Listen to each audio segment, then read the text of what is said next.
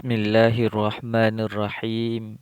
Assalamualaikum warahmatullahi wabarakatuh. Alhamdulillah, kita dapat berjumpa lagi pada pelajaran Jawi tahun 5. Untuk pelajaran Jawi tahun 5, kita akan mempelajari jenis-jenis ayat.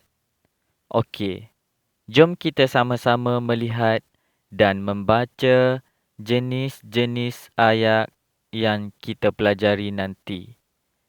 Jenis ayat yang pertama iaitu ayat penyata. Yang kedua, ayat nafi. Yang ketiga, ayat kehendak. Yang keempat, ayat seru. Dan yang terakhir, yang kelima adalah ayat tanya. InsyaAllah hari ini kita akan mempelajari jenis ayat yang pertama, iaitu ayat penyata.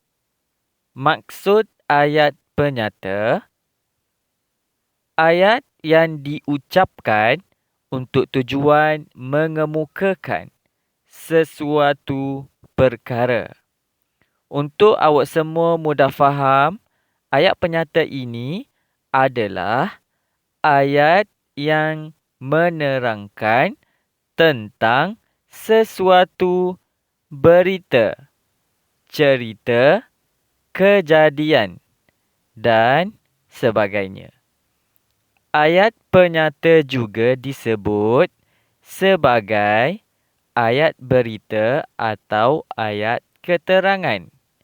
Sebagai contoh ayat penyata seperti solat itu tiang agama.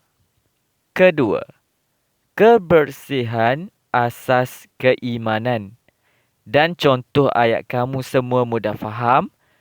Kakak saya pandai memasak. Okey. Daripada contoh ayat tersebut, kita dapat tahu sesuatu perkara. Kerana apa? Setiap ayat yang disebut jelas keterangannya. Ustaz harap kamu semua dapat memahami dengan jelas. Jadi, sampai di sini dahulu untuk hari ini. InsyaAllah kita akan sambung pada kelas seterusnya. Ustaz sudahi dengan lafaz Assalamualaikum warahmatullahi wabarakatuh.